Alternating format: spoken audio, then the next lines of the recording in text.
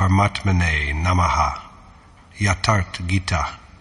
Srimad Bhagavad Gita. Summary.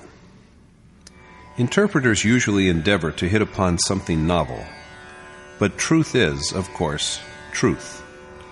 It is neither ever new, nor does it ever grow old. Fresh issues that find a place in newspaper columns are but temporal events that emerge one day and disappear on the next. But since truth is immutable and permanent, it is always what it is. If one ventures forth to change or modify it, he has evidently not known truth.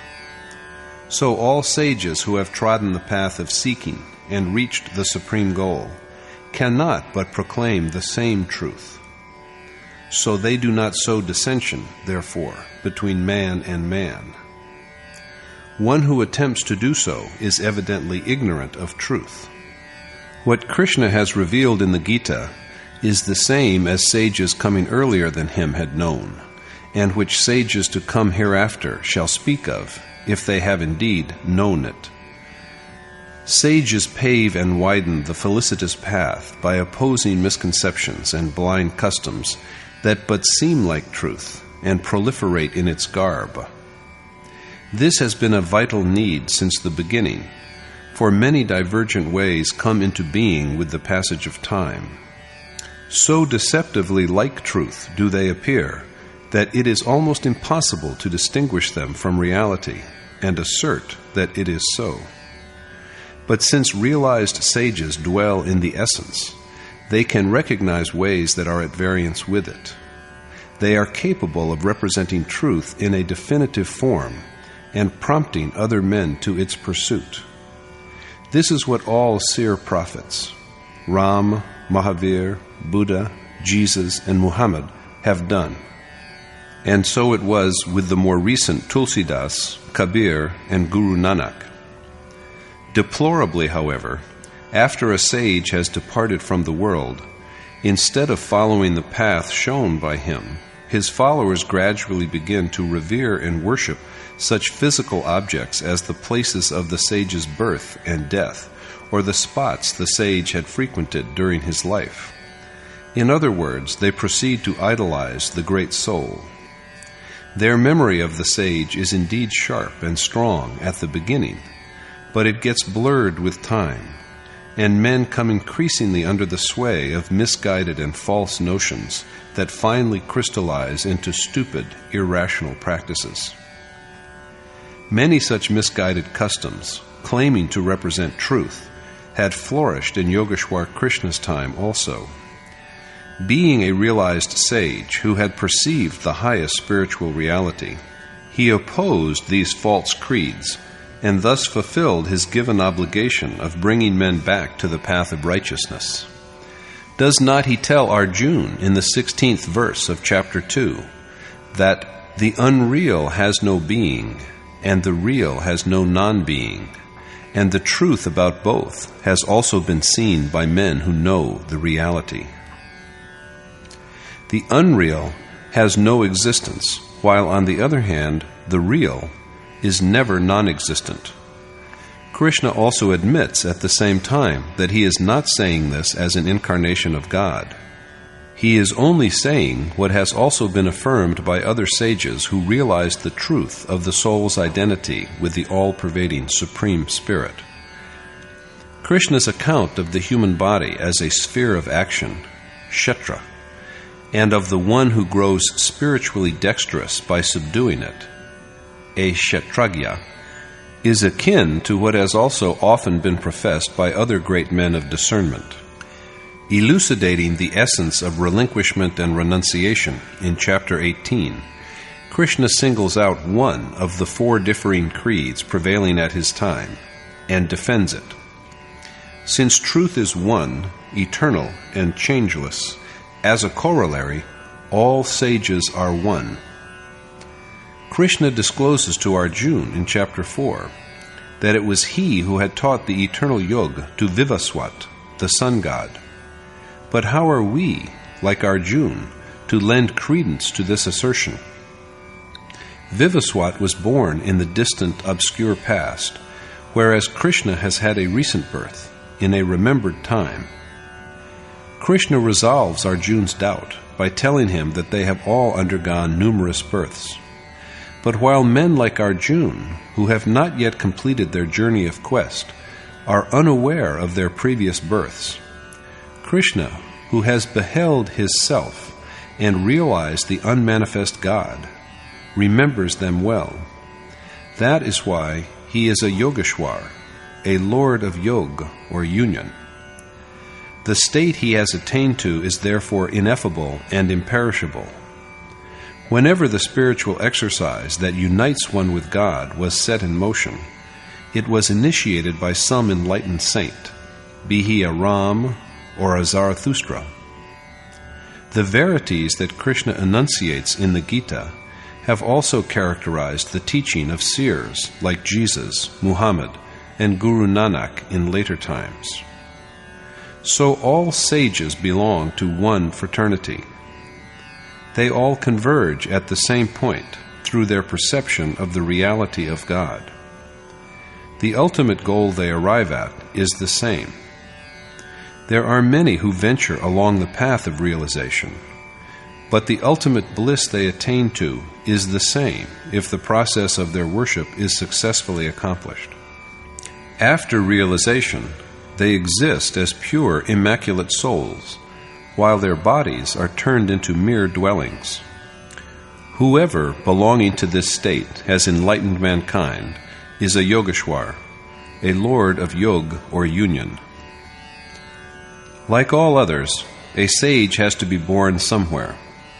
But whether such an individual is born in the East or in the West, among whatever race, among followers of some existing creed or barbarous tribes, or among the poor or the rich, the sage is unshackled by the established traditions of the people among whom he is born. A sage rather holds God as his supreme goal, sets upon the way that leads towards him, and ultimately becomes what that supreme being is. So there can be no distinctions of caste, class, color, or wealth in the teachings of the realized sage. A sage loses sight even of the physical difference of the sexes, male and female. For enlightened persons, as is pointed out in the 16th verse of chapter 15, there are only two kinds of beings in all the world, the mortal and the immortal. Whereas the bodies of all beings are destructible, their souls are imperishable. So it is regrettable that disciples of sages, coming in later times, devise their own peculiar, narrow-minded creeds and dogmas. Whereas the followers of one of these sages name themselves Jews, others call themselves Christians, or Muslims, or Hindus. A realized sage is quite unconcerned with such denominations and barriers, for such a person is above community and caste. Such an individual is but a seer, a soul of enlightenment and realization, and any attempt to mix them up with a social setup is an error. No sage teacher is therefore to be castigated or spoken ill of, irrespective of among whom they are born or of any sectarian bias by which such a sage is venerated by members of a certain creed. The sage is impartial, and so by denigrating such a person, we but sap the omniscient God who dwells within us, alienate ourselves from him, and do injury to the self. An accomplished sage is thus the one earnest benefactor we have in the world. Possessed of knowledge and discernment, the sage alone can bestow the highest good upon us. So it is our primary duty to cultivate and cherish goodwill for him or her, and we only dupe ourselves if we deprive ourselves of this feeling of friendliness and reverence. A sore, long-standing problem of India, proselytization, conversion from one religious creed to another, has engendered sentiments so irrational and violent that today they are threatening the very existence of the country. That makes it necessary that we approach the problem objectively and with an open mind, so that we can have a clear grasp of its genesis and implications. The questions that need to be answered are: who is to blame for our mass conversions? In what way have the proselytizers been better or worse than the people they have converted? Since God is one, and the truth, or Dharma, is also one and universal, is it really possible for men to change from one faith to another? Do they have a different God by just changing their name and way of life? That proselytization has so grievously affected the one country that may rightfully boast of having been the cradle of the eternal Dharma is a disgrace for which we all have to hang our heads in shame. But this is not enough, and we should give careful thought to the circumstances that have brought India to her sorry state of today. Delusions had grown so rank at the time of Muslim invasions in the Middle Ages that Hindus really came to believe that they would lose their Dharma if they but ate a handful of rice or drank a mouthful of water from the hands of an alien. Convinced that they had been stripped of their Dharma, thousands of Hindus took their own life. They knew well how to die for their Dharma, but they had no awareness at all of what that Dharma was. There was no consciousness whatsoever of how the eternal, imperishable soul, unsullied by any material object, could not die by a mere touch. Even physical bodies are killed by some weapon or the other. But Hindus were bereft, they thought, of their Dharma by mere touch. However, it was certainly not Dharma that was destroyed. What really met with destruction was just a body of misconceptions. Mujasuddin, the Kaji of Bayana, promulgated a law during the reign of Feroz Tughlaq that Muslims had the right to spit into a Hindu's mouth because the Hindu had no faith of his own, and he would be redeemed by a Muslim spittle. Mujasuddin was not really unjust in doing so. If spitting into a mouth could convert only one Hindu to Islam, spitting into wells converted thousands. The real tyrant of the age, thus, was not the alien invader, but the Hindu society itself. Have they who have been converted, we may ask, gained Dharma? Conversion from one way of life to another is not Dharma. Moreover, the proselytizers also were by no means men of Dharma. At heart, the proselytizers were even worse victims of certain misconceptions, and it was such a pity that ignorant Hindus fell unheeding into the pitfalls of these delusions. In order to reform backward and ignorant tribes, Muhammad had laid down a framework of social order to regulate marriage, divorce, inheritance, borrowing and lending, usury, evidence, oath-taking, atonement, penance, occupation and living, and conduct. He had also forbidden idolatry, adultery and fornication, stealing, intoxicants, gambling, and certain kinds of improper marriages. But instead of being Dharma, or truth, all these measures were only an attempt at some sort of social organization by which the Prophet had endeavored to divert the lust-ridden society of his time towards his own teachings. But while this aspect of Muhammad's teachings has always been given prominence, little thought is given to his concept of Dharma. He has laid it down that Allah holds to account the man, even a single breath of whose is bereft of consciousness of the Almighty, just as he condemns a sinner for his iniquities, and the punishment for which is perpetual damnation. How many of us can sincerely claim that we have lived according to this ideal? Muhammad provided that the man who harms none, not even beasts, is enabled to hear the voice of God. This was said for all places and times, but the Prophet's followers have changed the import of the decree altogether by assigning a unique position to the Grand Mosque at Mecca. It is here that one must not pluck a blade of grass, nor slaughter a beast, nor cause harm to anyone. Thus Muslims also have been caught in traps of their own making, and it is more often than not forgotten that the Grand Mosque is but a monument to cherish and perpetuate the Prophet's sacred memory. Among others, the true import of Islam was understood by Tabrej, by Mansur, by Iqbal, but they were all victimized and persecuted by religious fanatics and bigots. And so was Socrates poisoned, allegedly for conspiring to convert people to atheism. Since Jesus toiled even on the Sabbath and conferred vision on the blind, the same charge was leveled against him, and he was crucified. As a further example, in India, even today, people who earn their subsistence from a place of worship, a religious order or sect, or from a seat of pilgrimage, raise a great hue and cry that faith is imperiled whenever a sage speaks of reality. They can only oppose truth and do nothing else because they regard its propagation as a threat to their livelihood.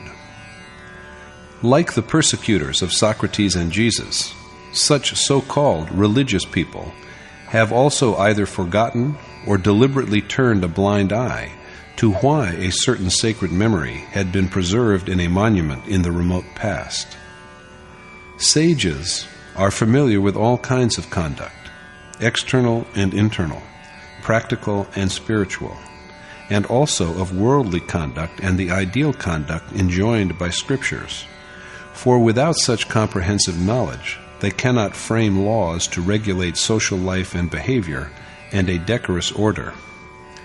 Vashishta, Shukracharya, Yogeshwar Krishna himself, Mahatma Buddha, Moses, Jesus, Muhammad, Sant Ramdas, Dayanand, and hundreds of other sages like them have done the same.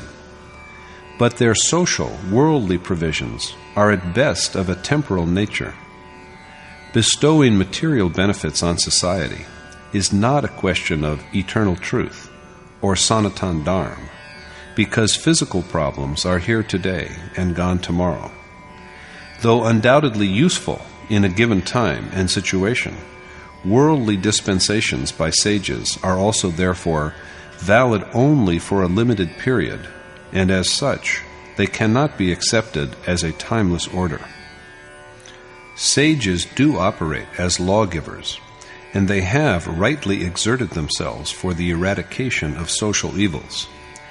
The undertaking of worship of the Supreme Spirit, in a spirit of discernment and renunciation, may not be possible if these evils are not eliminated. Apart from this, certain allurements need also to be provided in order to divert men who are too engrossed in the world to the state in which they can secure an awareness of truth.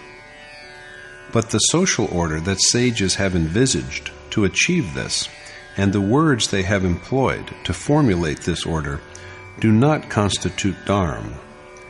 They only cater to people's needs for a century or two, and are cited as precedents for a few centuries more.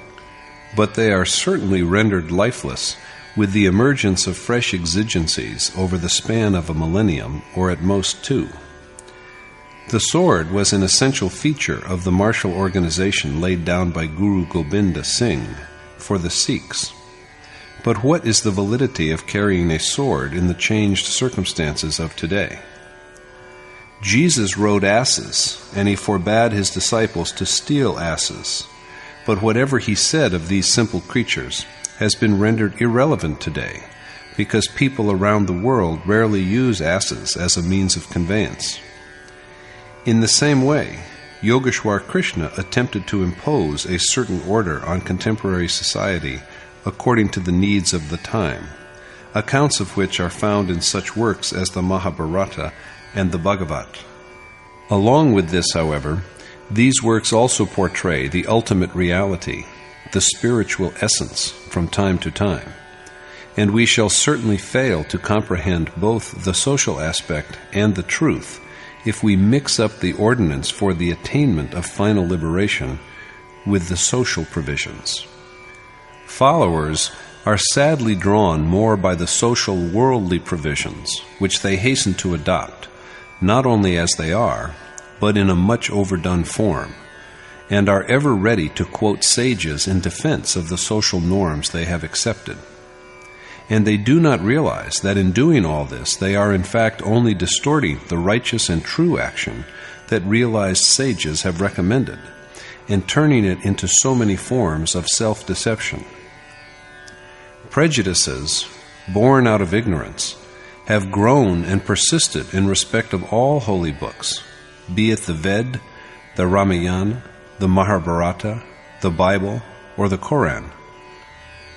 The primary concern of sages is kshetra, the sphere of internal action. It is often advanced that there are two spheres of action, external and internal, but this is not true for a sage. Such a person speaks only of one sphere, although listeners may interpret him differently according to their own individual predilections. It is thus that a single pronouncement is assigned various implications. But the soul that has attained to Krishna's state by gradually making his way on the path of worship beholds what was perceived by the Lord himself. He alone recognizes the signs provided in the Gita and knows what really the Yogeshwar intended to say. Not even one verse in the whole Song of Revelation, that is the Gita, is concerned with the phenomena of external life. We all know what to eat and how to dress ourselves. Dictated by time, place, and circumstance, variations in mode of living, assumptions, and considerations that regulate social behavior are a gift from nature. So what provisions could Krishna make for them?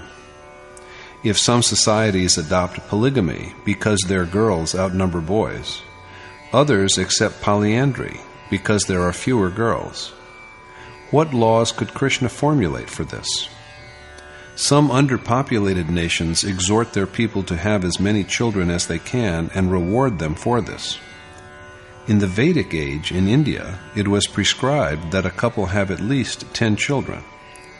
But in the changed conditions of today, the ideal is 1 child, or at the most 2.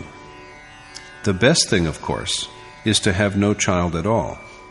The less children, the fewer the problems of the country will be in this age of overpopulation. Now, what rules could Krishna lay down for this? It is not that the Gita is quite unconcerned with material life and prosperity. Krishna promises in verses 20 through 22 of chapter 9, "Men who do the pious deeds enjoined by the 3 Ved, who have tasted nectar and freed themselves from sin, and who wish for heavenly existence through worshipping me by Yagya, go to heaven and enjoy godly pleasures for their virtuous acts." It is said that God grants what the worshippers desire. After enjoying the joys of heaven, however, they have to return to the mortal world, the world that is governed by the 3 properties. But since they abide in God, the ultimate bliss, and are protected by Him, they are never destroyed. It is also God who gradually liberates them by fulfilling their yearning for enjoyment, and thus setting them on the way that leads to the highest good. But material prosperity is only an incidental concern of the Gita, and it is in this respect that it is different from the Ved. There are numerous allusions to the books of the Ved in the Gita, but the books of the Ved are altogether only milestones. The seeker has no use for them after he has reached his destination. So Arjuna is prompted in the 45th verse of chapter 2 that since all the books of the Ved provide illumination only within the limits of the 3 properties of nature, he should rise above them, liberate himself from the incongruities of joy and grief, rest on that which is constant, and be equally indifferent towards the acquisition of what he does not have and the protection of what he does have, so as to devote himself intently to the self within. In the very next verse, it is added that the worshipper has no need for the books of the Ved after final liberation, just as a man has no need for a measly pond when there is the infinite ocean all around him. There is also the suggestion here that the one who goes beyond the books of the Ved by knowing God is a Brahmin. So although the usefulness of the books of the Ved does come to an end for worshippers of the Brahmin class, there is no doubt about their utility for others. Krishna proclaims in the 28th verse of chapter 8 that after having secured knowledge of the essence of God, the yogi goes beyond the rewards of Vedic scriptural study, sacrificial rites, penance, and charity, and thus attains to absolution. That also means that the Ved scriptures endure, and that performance of the ordained Yagya is incomplete so long as the ultimate state has not been achieved. As it is pointed out in chapter 15, he who knows God, the root of the Ashwath tree that the world is a knower of the Ved. That knowledge, however, can be had only by sitting devotedly at the feet of a noble sage teacher. Rather than a book or seat of learning, the mode of worship that this mentor enjoins is the source, the spring of that knowledge, although it cannot be denied that holy books and centers of formal instruction are intended to steer one in the same direction. According to the Gita, there is only one God. The whole pantheon of lesser gods and goddesses worshipped by Hindus is a stark reminder of how the spirit of Dharma gets ignored and the letter predominates, giving rise to countless perversions. Since the ordained task is an internal process of the mind and the senses, how fitting is it to build external places of worship, such as temples and mosques, and to adore idols or symbolic representations of gods and goddesses?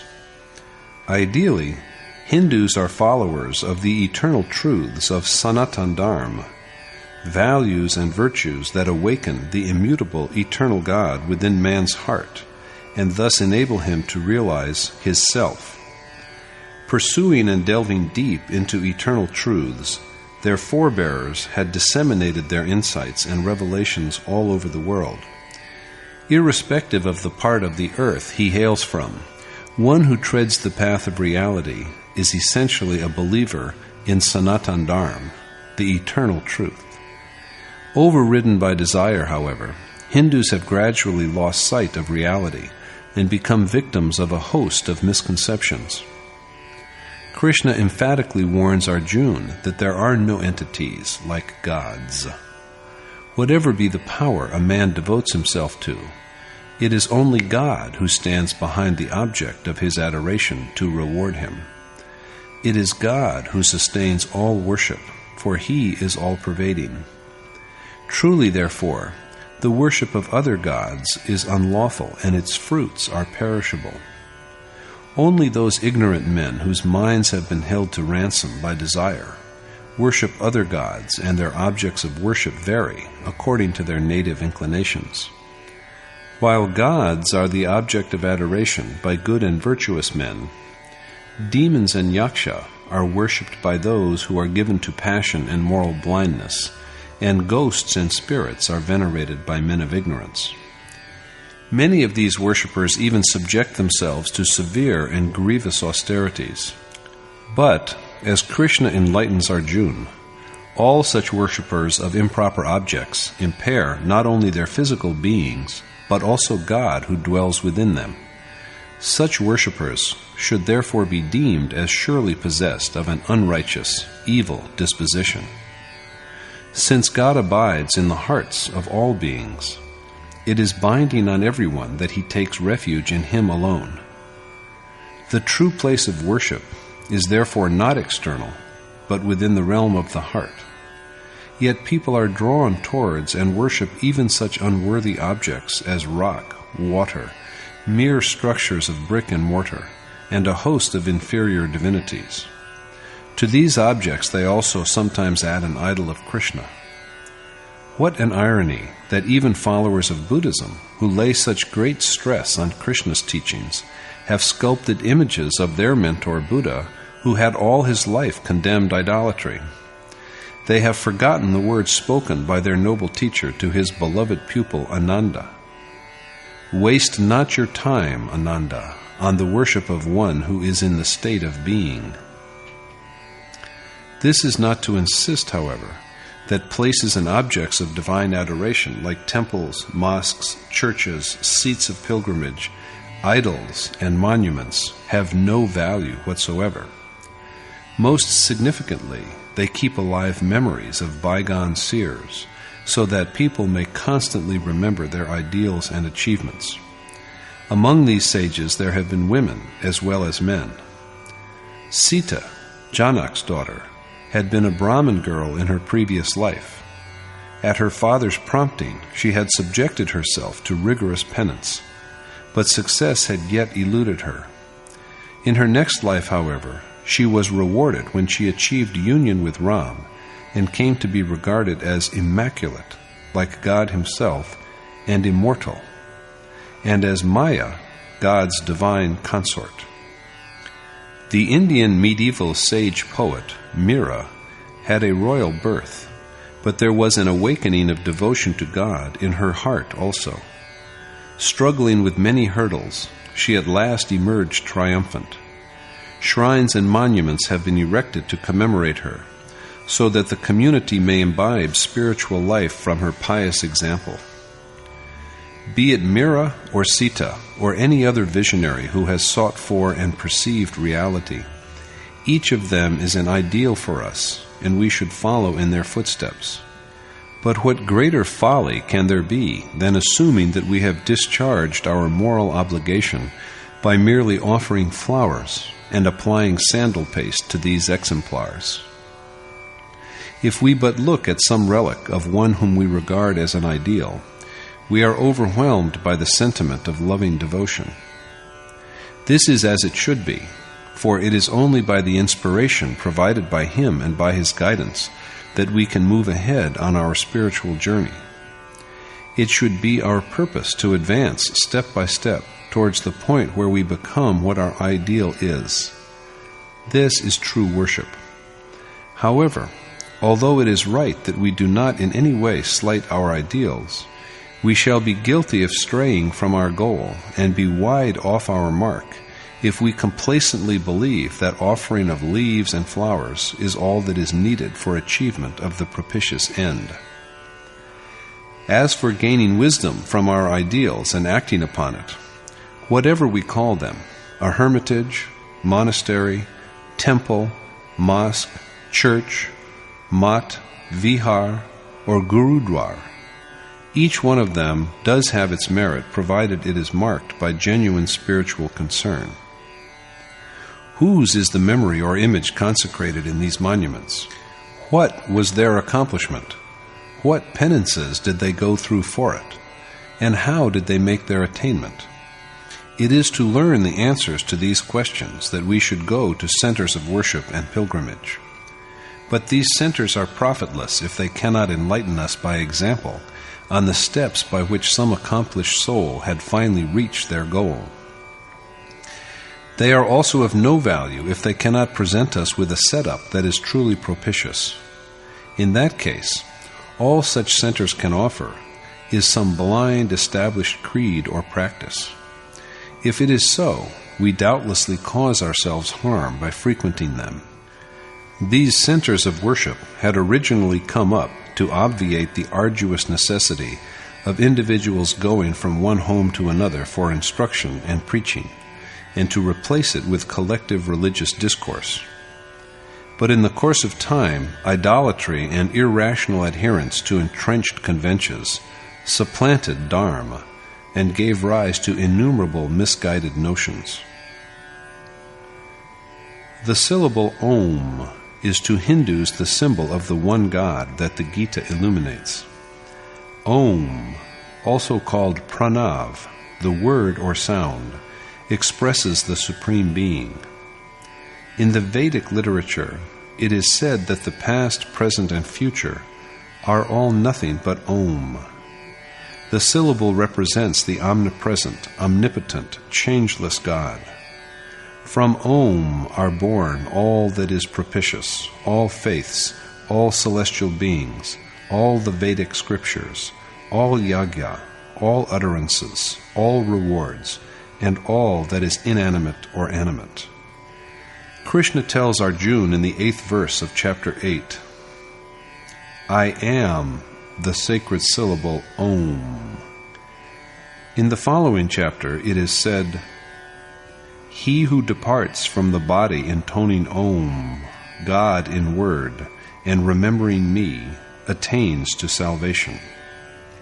And he too, Krishna affirms in the 17th verse of chapter 9, is the bearer and preserver of the whole world, as also the giver of rewards for action, father, mother, and also the grandsire, the sacred imperishable Om, who is worthy of being known, and all Ved, Rig, Sam, and Yajur.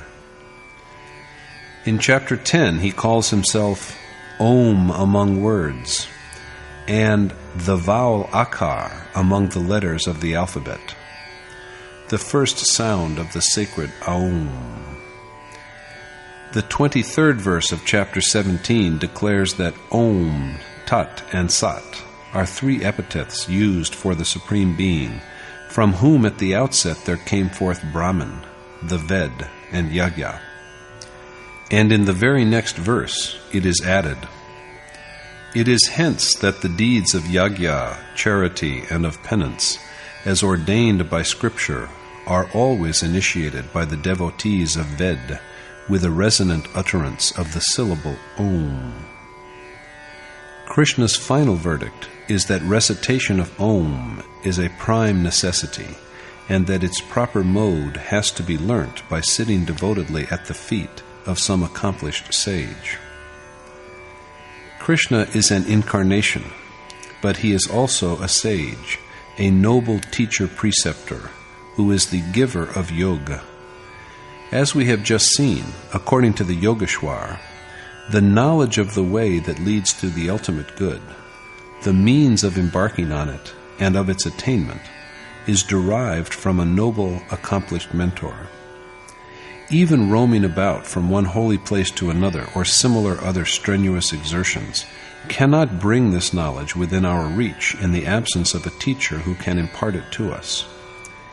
In the 34th verse of chapter 4, Arjuna is advised to obtain this knowledge from sages through reverence, inquiry, and guileless solicitation, for only these wise souls who are aware of the reality can initiate him into it. Close proximity to an accomplished sage, the asking of sincere questions of him, and the rendering of humble service to him can constitute the means of realization. Only by pursuing this course can Arjuna finally bring his spiritual quest to fruition.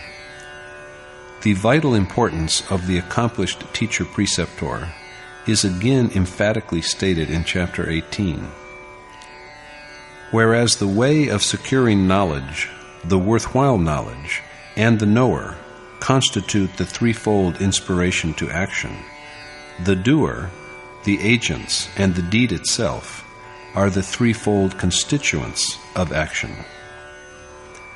According to Krishna's injunction, therefore, an enlightened sage, rather than books, is the primary medium by which action is accomplished.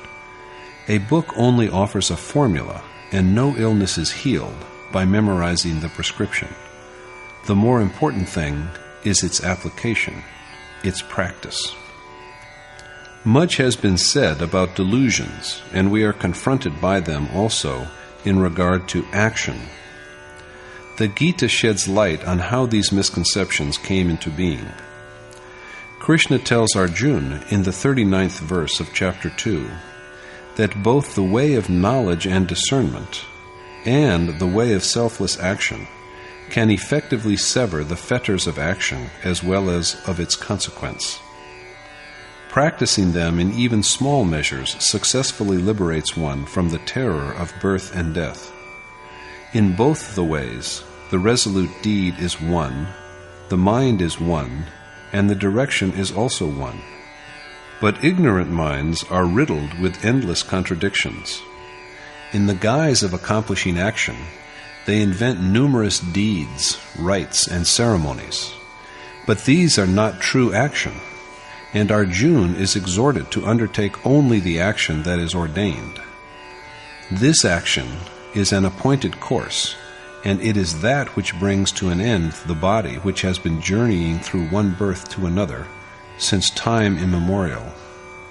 This journey can by no means be said to have terminated if the soul has to undergo yet another birth. The appointed action is only one, the action that we call worship or meditation. But there are two ways of approaching it, the way of knowledge and the way of selfless action. Engaging in the deed with a proper evaluation of one's ability, as well as of the profit and loss involved in the enterprise, is the way of knowledge. The one who traverses this path is conscious of what he is today, what change there is going to be in his role on the next day, and that he will ultimately reach the aspired-for goal. Since he proceeds with a due awareness and understanding of his situation, this wayfarer is called a rover over the way of knowledge. But the man who steps on the way of selfless action commences his undertaking with a total reliance on the adored teacher. This seeker leaves the questions of profit and loss to his mentor's discretion. So this is also the way of devotion. What is worth noting, however, is that the initial impulse in both cases comes from a noble teacher. Enlightened by the same sage, while one of the pupils embarks on the prescribed task with self-reliance, the other does it by surrendering himself to the mercy of his teacher. So it is that Yogeshwar Krishna tells Arjuna that the ultimate essence that is secured by the way of knowledge is also achieved by the way of selfless action. The seeker who perceives the two as identical is the one who knows reality. The seer who declares both actions as one is Krishna, and the action too, in both cases, is one. Treaders on both paths have to relinquish desire, and the outcome of the two disciplines is also one. Only the attitudes with which this action is undertaken are two. This one action, the ordained action, is Yagya. Krishna has explicitly told Arjuna in the 9th verse of chapter 3, "Since the conduct of Yagya is the only action and all other business in which people are engaged are only forms of worldly bondage, O son of Kunti, be unattached and do your duty to God well." True action is that which frees the self from shackles of the world. But what precisely is this deed, the undertaking of Yagya, which effects the accomplishment of action? In chapter 4, Krishna has elucidated Yagya in more than a dozen ways, which are collectively but a portrayal of the mode that provides access to the Supreme Being. In fact, all the different forms of Yagya are internal processes of contemplation, forms of worship that render God manifest and known. Yagya is thus the special, ordained means by which a worshipper traverses the path that leads to God. The means by which this appointed task is accomplished, regulation and serenity of breath, meditation, reflection, and restraint of the senses, constitute action.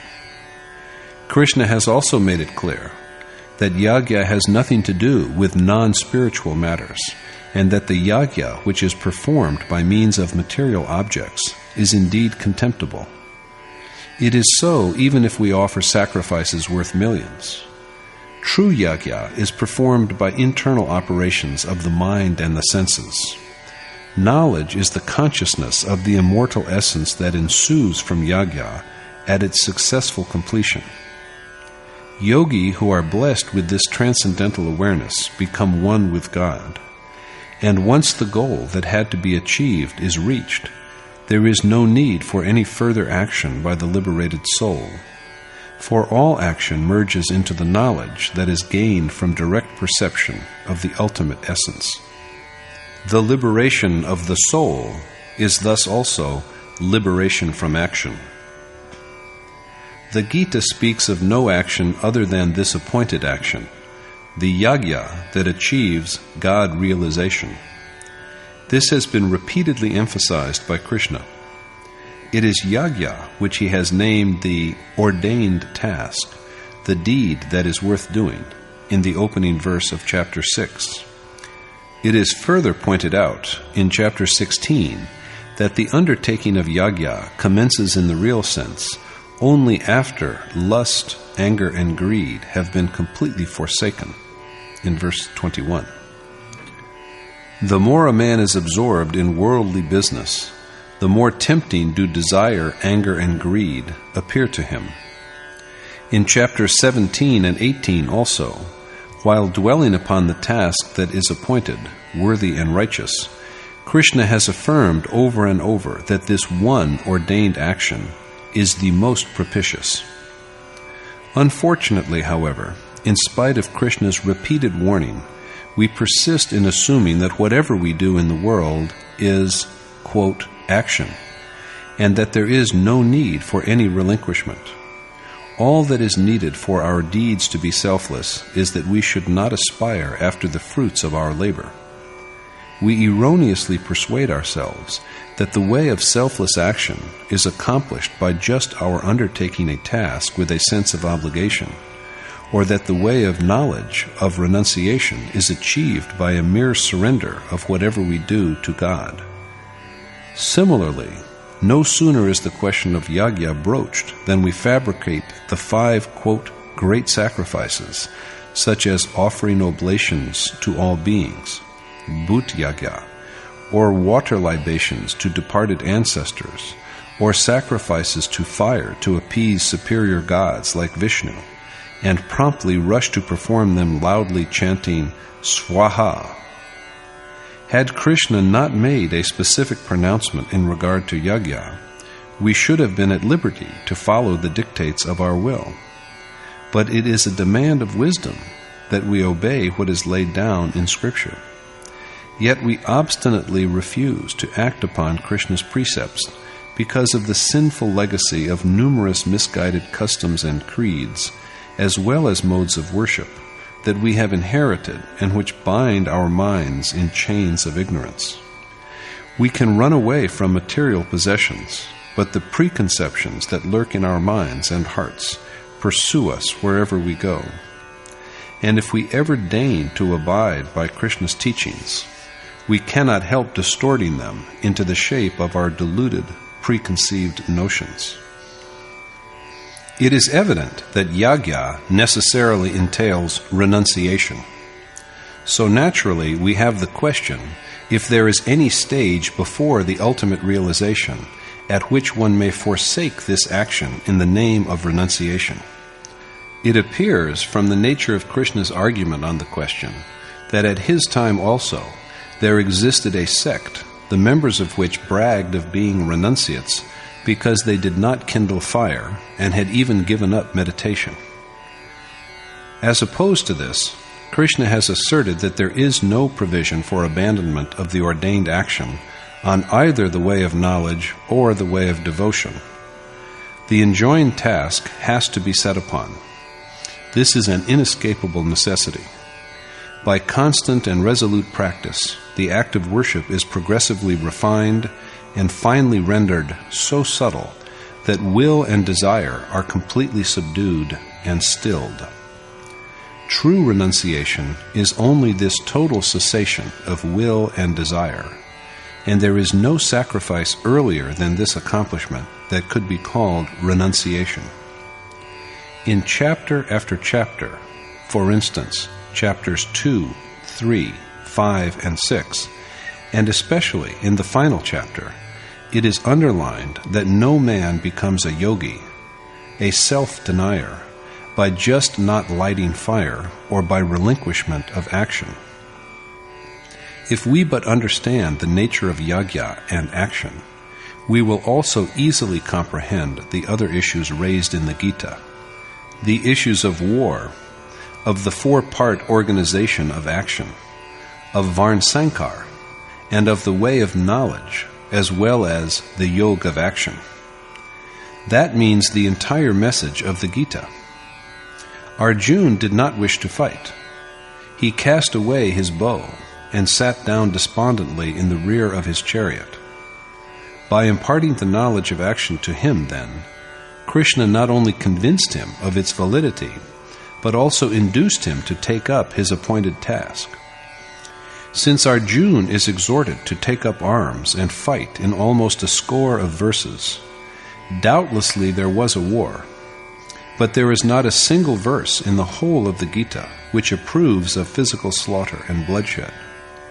This is clearly seen from chapters 2, 3, 11, 15, and 18, because the action that is stipulated in all of them without exception is the deed that is ordained and performed through solitary meditation, and in which the mind is reined in from all objects other than the cherished goal. If such is the nature of action envisioned in the Gita, the question of physical warfare simply does not arise. If the propitious way revealed by the Gita is only for those who wish to fight wars, we had better keep it aside. In fact, Arjuna's predicament is one that confronts all of us. His grief and indecision were there in the historical past, and they are with us even today. When we try to restrain our minds and concentrate with all our being, we are shaken by such infirmities as desire, anger, infatuation, and disenchantment. To fight these maladies and destroy them is war. Wars have been and are being fought in the world, but the peace resulting from them is incidental and transitory. True and lasting peace is won only when the self has attained to the state of immortality.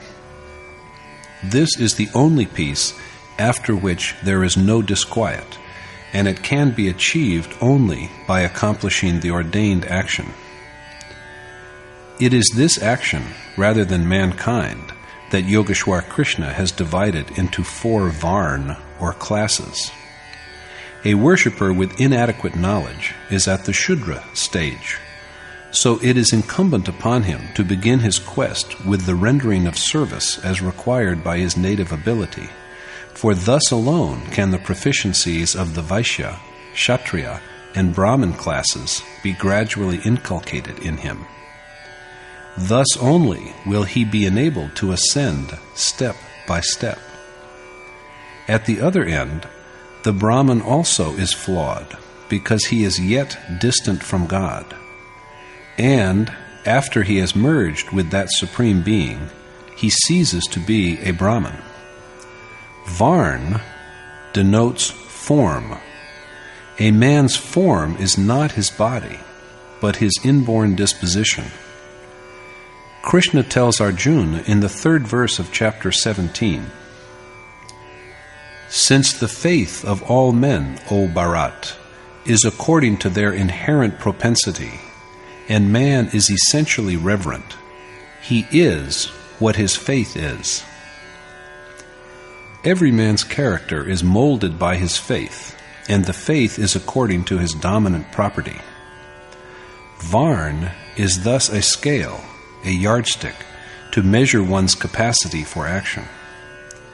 But with the passing of time, we either grew oblivious of or discarded the appointed action, began to decide social status by heredity, thus treating Varn as caste, and laid down rigid occupations and modes of living for different men. This is social classification, whereas the classification made in the Gita is spiritual. Moreover, they who have thus twisted the meaning of Varn have also distorted the implications of action so as to protect their hollow social standing and economic privileges. With the passage of time, thus, Varn came to be determined by birth alone, but the Gita makes no such provision. Krishna says that he was the creator of the 4-fold Varn. Are we to assume from this that there was creation within the boundaries of India alone? For castes such as ours cannot be found anywhere else in the world. The number of our castes and subcastes is beyond counting. Does this mean that Krishna had divided men into classes? The definitive answer to this is found in the 13th verse of chapter 4, where he declares, I have created the 4 classes, or varn, according to innate properties and action. So Krishna has classified action, not men, on the basis of inherent properties. The meaning of varn will be understood without difficulty if we have grasped the significance of action, and the import of varn sankar will be clear if we have comprehended what varn is. One who deviates from the way of ordained action is varn sankar. The true varn of the self is God himself. So to stray from the path that takes the self to God and to be lost in the wilderness of nature is to be varn sankar. Krishna has revealed that no one can attain to that supreme spirit without setting upon the way of action. Sages of accomplishment who are emancipated neither gain from undertaking action nor lose by forsaking it, and yet they engage in action for the good of mankind. Like these sages, there is nothing that Krishna has not also achieved, but he yet continues to labor diligently for the sake of men who lag behind. If he does not perform his given task well and earnestly, the world will perish, and all men will be varn sankar. In chapter 3, verses 22 through 24. Illegitimate children are said to be born when women turn adulterous, but Krishna affirms that all mankind is under the threat of falling into the varn sankar state if the sages who dwell in God refrain from fulfilling their obligation. If these sages desist from the performance of their assigned task, the unaccomplished will imitate them, discontinue worship, and forever wander in the maze of nature. They will thus become varn sankar, for the Immaculate God and the state of actionlessness can be achieved only by an undertaking of the ordained action. Along with his fear of destruction of families in the impending war and the consequent birth of varn sankar, or illegitimate children, Arjuna also gives vent to his apprehension that, deprived of obsequial offerings, the departed souls of ancestors will fall from heaven. Thereupon Yogeshwar Krishna asks him how such a delusion has come over him. Pronouncing that obsequial offerings are but an instance of spiritual ignorance, the Lord points out that the soul changes from a tattered, ravaged body to a new one, just as a man discards worn-out clothes to put on new apparel. Since the physical body is mere clothing, and rather than dying, the soul just changes from one apparel to another, who is it that we endeavor to appease and sustain by making all these obsequial offerings? That explains why Krishna declares the practice an example of ignorance. Stressing the same again, Krishna adds in the 7th verse of chapter 15, The immortal soul in the body is a part of mind, and it is he who draws the 5 senses and the 6th, the mind, that dwell in nature. The soul carries along the properties and mode of the mind and the 5 senses of the body, from which he departs and takes them into his new body. When the next body, equipped with all the means of physical enjoyment, is immediately assured to the soul, to whom do we offer the obsequial flower cakes and libations? As the soul discards his old body, he at once assumes another, and there is no interruption between the 2 events. Imagining, therefore, that the souls of our deceased ancestors of 1,000 or more generations are lying somewhere waiting to be fed and offered drinks by their living descendants, as well as shedding tears of sorrow over the fancied fall of these souls from their non-existent heavenly abode, cannot be but an instance of ignorance. Arjuna's anxiety over Varnsankar and the fall of the souls of the departed forebearers from their celestial home naturally draws one's attention to the questions of sin and piety. Numerous misconceptions also prevail in regard to what is virtuous and what is impious, the righteous and the unrighteous. According to Yogeshwar Krishna, the man who is afflicted with the maladies of lust and anger that arise from the property of spiritual ignorance, and whose hunger for carnal enjoyment is insatiable, is the most abject sinner. In other words, covetousness is the chief among all sins. Lust and desire, dwelling in the senses, mind, and intellect, are the fountainhead of sin. No amount of washing the body can make us clean if iniquity lurks within the mind. Declaring that the mind and senses are purged by constant remembrance and recitation of the name, by steady meditation, and by resigning oneself as well as rendering earnest service to some realized accomplished sage who has grasped the essence, Krishna urges Arjuna in the 34th verse of chapter 4 to undertake these deeds. Arjuna is exhorted to obtain the knowledge into which all action is at last merged from sages through reverence, sincere inquiry, and innocent solicitation. This knowledge, awareness of the highest spiritual truth, annihilates all sin. The same idea is stated differently in chapter 13, when Arjuna is told that whereas wise men who partake of the food ensuing from Yagya are liberated from all sin, the impious who only covet gratification of physical desires subsist on nothing but sin. Yagya is, as we have seen, a certain process of meditation by which all influences and impressions of the world, animate as well as inanimate, stored in the mind, are reduced to nothing. God is the only remnant that is left behind. So, while sin is that which engenders bodies, acts of piety enable a man to realize the indestructible, eternal essence, after which the soul is freed from the compulsion of assuming yet another body. Rid of wicked and conflicting passions, the doers of virtuous action, which brings the cycle of birth and death to an end, worship and adore the Supreme Spirit with an avowed resolve.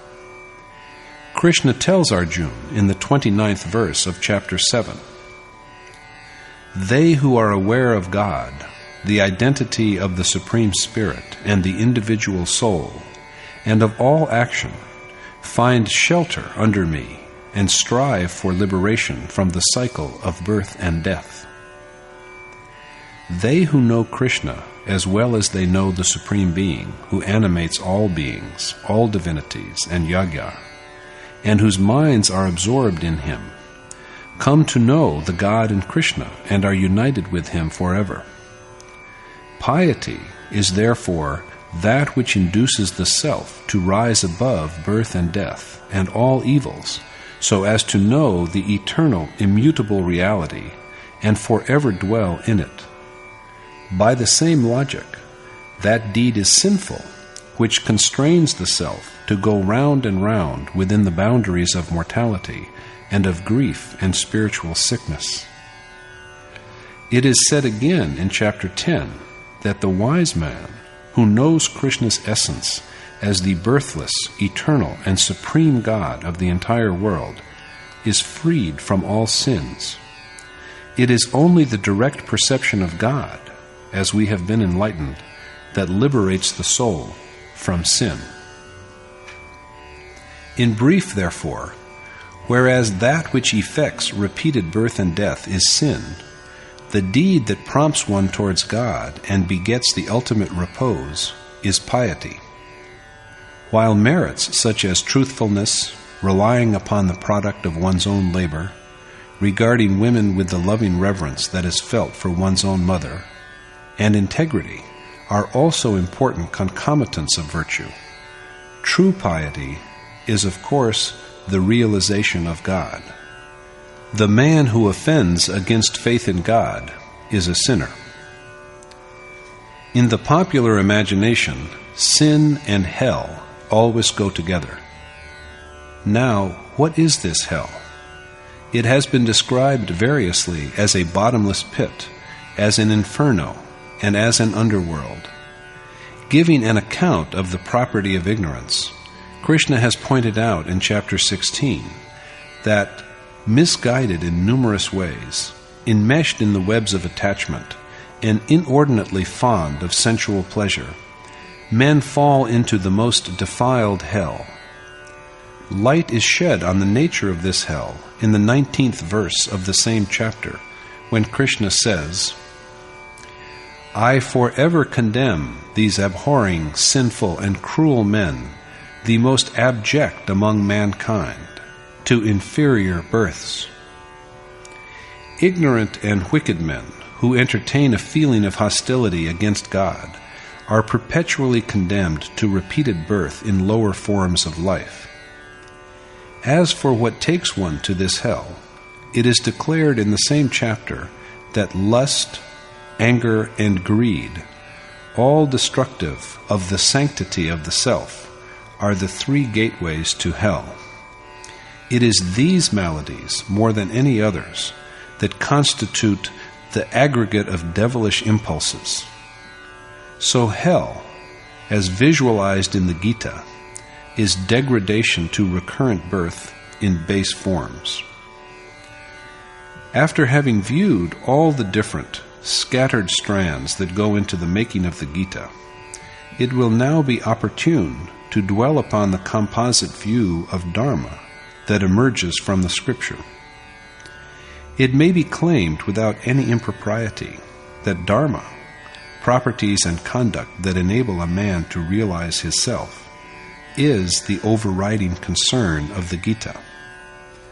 According to Krishna in chapter 2, verses 16 through 29, the unreal never exists and the real is never without existence at any time. God alone is real, permanent, indestructible, changeless, and eternal. But he is beyond thought, imperceptible, and quite above the flutterings of the mind. Action is the name of the mode by which a man attains to God after subduing his mind. Putting this mode into practice is dharma, which is a trust or obligation. As Krishna has told Arjuna in the 40th verse of chapter 2, "Since selfless action neither wears out the seed from which it sprang, nor has any adverse consequence, even a partial observance of it liberates one from the dire terror of repeated birth and death."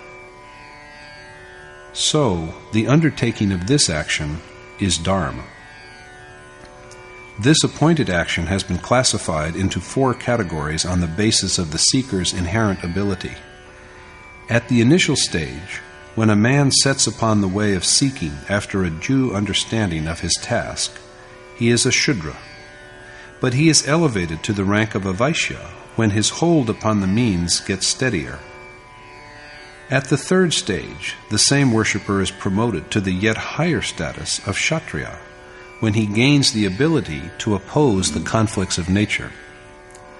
The awakening of true knowledge that is transmitted by the voice of God himself, and which bestows on one the ability to rely upon that God and become like him, transmutes the seeker into a Brahman. Hence it is that Yogeshwar Krishna lays down in the 46th verse of chapter 18 that engaging in action that is in harmony with one's native disposition is swadharma. Though of an inferior merit, the discharge of one's natural obligation should be preferred. The undertaking of a deed of superior merit is, on the other hand, improper and injurious if it is attempted without cultivating the ability that is commensurate with it. Even losing one's life in the fulfillment of one's inborn calling is better, because the body is a mere garb, and no one is really changed by putting on a different apparel. When taken up again, the spiritual exercise is resumed from the same point at which it was discontinued. Thus climbing from step to step, the seeker at last attains to the immortal state. The same is re-emphasized in the 47th verse of the concluding chapter, when it is said that a man attains to ultimate liberation by worshiping God well according to his inborn inclination. In other words, remembering and meditating on God by the appointed mode is dharma. But who is the man entitled to this spiritual discipline called dharma? Who has the privilege of approaching it? Shedding light on the problem, Krishna tells Arjuna that even the most degraded man is rendered virtuous if he worships him, Krishna, the one God, with intentness, and his soul is then merged with God, who is the ultimate reality and dharma. So, according to the Gita, that man is pious who performs the appointed task in keeping with his innate property to realize God.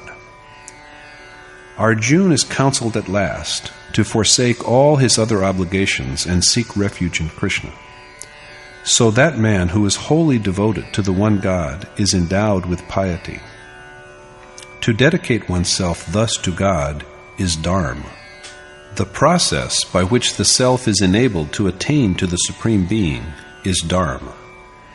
The awareness that comes to sages after their hunger for union with God has been quenched because of their achievement of the ultimate state is the only reality in all of creation.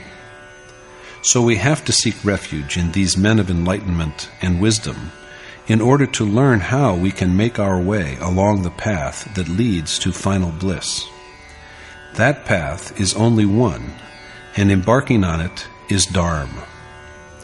Dharma is an obligation, a sacred trust. It is propitious, and the mind that applies itself to this enjoined task is also one and unified, as said in chapter 2, verse 41. Offering the functions of the senses and the operations of the life winds to the fire of yoga, self-restraint, kindled by the knowledge of God, is dharma, as stated in chapter 4, verse 27. When self-control is identical with the soul, and the operations of breath and the senses are thoroughly stilled, the current which arouses passions and the current that bears one towards God merge into one in the self. Realization of God is the sublime culmination of the spiritual process. The felicity offered by the Gita is its illumination of the hidden truth of God for the enlightenment of all mankind. There are no schools that impart instruction in lust, anger, greed, and delusion to their pupils. And yet there are youngsters who are better versed in these vices than even their elders. What can Krishna teach us in regard to this? There was a time when pupils were initiated into the books and scripture of the Ved and trained in the martial skills of archery and wielding maces. But no one cares to learn these things today, because ours is an age of automatic machines and self-propelled weapons. What can Krishna say about these matters? What provisions for the external physical life can he possibly make? In the olden days, Yagya was performed to invoke rains, but today we do that by mechanical means. In the past, crops were almost wholly dependent on rains, but now there is artificial irrigation and we have the much vaunted green revolution. What can the Yogeshwar say about all this?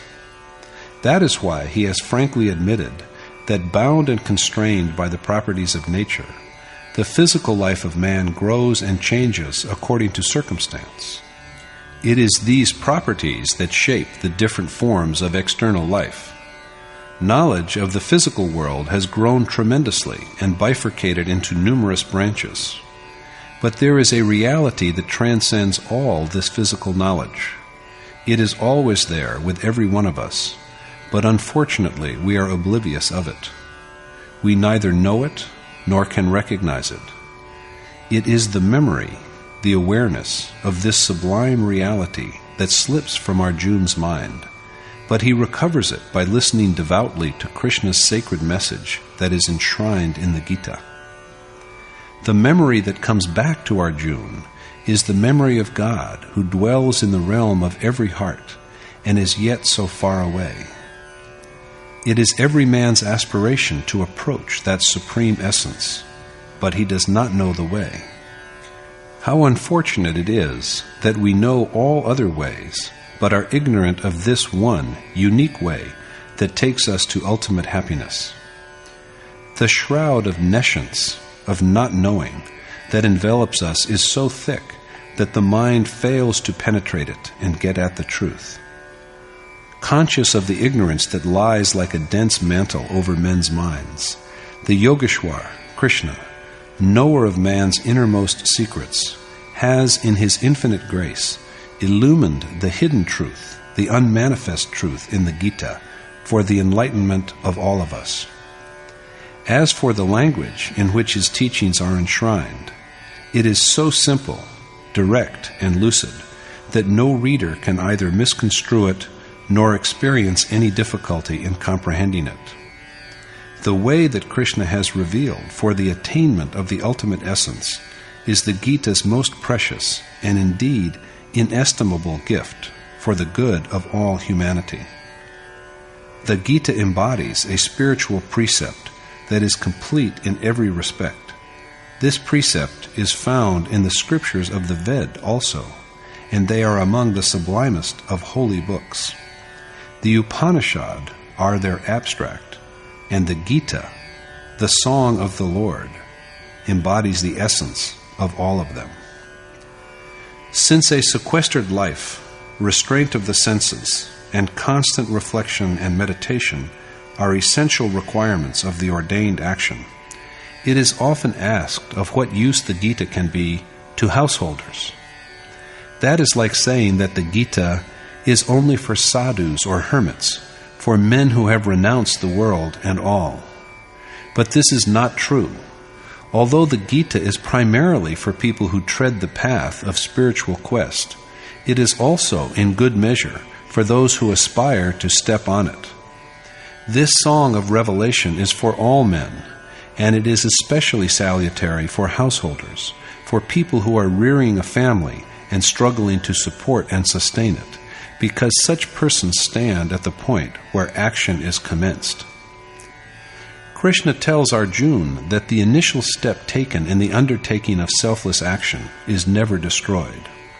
Attempted in even a small measure, it at last provides liberation from the terror of birth and death. Now who besides an overburdened and harried householder is expected to act in a small measure? He has so little time to devote to the task. Arjuna is told in the 36th verse of chapter 4, "Even if you are the most heinous sinner, the ark of knowledge will carry you safely across all evils." Now, who possibly is expected to be the greater sinner? The man who is incessantly absorbed in spiritual seeking, or the man who only contemplates embarking on it? So the Garhastya order, the order of the householder, is the stage that marks the beginning of action. In chapter 6, Arjuna asks the Lord, "What is the end, O Krishna, of the feeble worshipper whose inconstant mind has strayed away from selfless action, and who has therefore been deprived of perception, which is the final outcome of yoga? Is it that this deluded, shelterless man is dissipated like scattered clouds, deprived of both God realization and worldly pleasures?"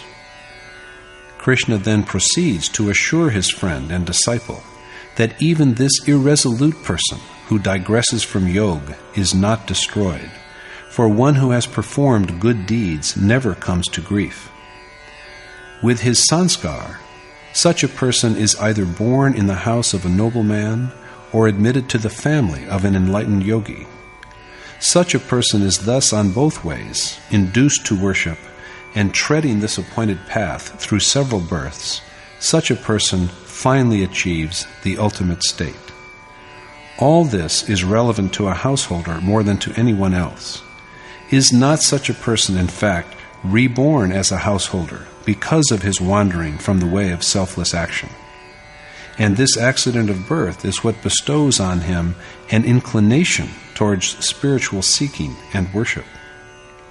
In this context, Krishna further declares in the 30th verse of chapter 9, "Even if a man of the most depraved conduct worships incessantly, he is worthy of being regarded as a saint, because he is a man of true resolve." Who can be more fallen, the person who is already absorbed in divine adoration, or the person who has not yet been initiated into the process? Even women, Vaishya and Shudra, who are said by the ignorant to be of inferior birth, Krishna promises in the 32nd verse of the same chapter, attain to the supreme goal by taking refuge in God. What is pledged here is thus for all mankind, Hindus, Muslims, Christians, and all others. Even men of sinful conduct can achieve final emancipation by finding shelter under God. A householder is not essentially a sinful person. Moreover, the order to which such a person belongs is, as we have already seen, the starting point of the scripturally ordained action. Climbing ever higher, although step by step, the householder will also achieve the state of a yogi and become a part of the Supreme Essence, and then his form will be, as Yogeshwar Krishna says, like the form of God himself. The Gita is for the pious hermit, for the householder, and for all mankind. Many a sage, like Maharshi Patanjali, has elucidated the mode, in isolation from questions of social order and organization, that begets the highest felicity. Yogeshwar Krishna also finds the way more salutary. Also, his message is for only deserving pupils. He reminds Arjuna time and again that he has imparted the knowledge to him because he is his loving devotee and because he, Krishna, wishes to do him good. This knowledge is the most secret knowledge, secret because it is meant for only men of the required spiritual preparedness. So Arjuna is at the end bidden that before he passes on this knowledge to another man, he must wait, if the person is not a true devotee, until such person is brought over to the ordained way. Observance of such a precaution in the imparting of this most mysterious knowledge is essential, for this knowledge is the one and only means of final salvation.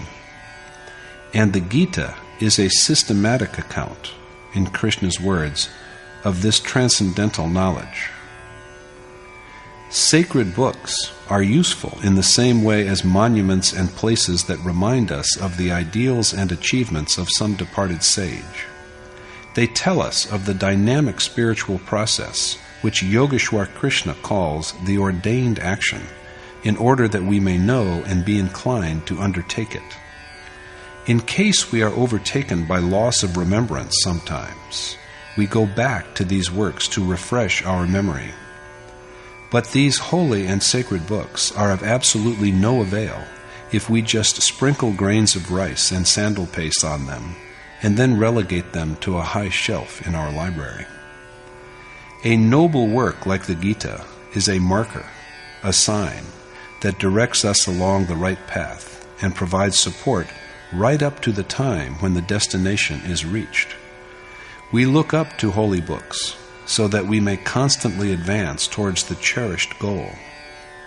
But after the heart has once seized it, the goal itself is transformed into a book. Veneration of noble memories is desirable, but a blind worship of them is deplorable. As for the present exposition, it is called Yatharth Gita because it is an attempt to elucidate the meaning of Krishna in its true perspective.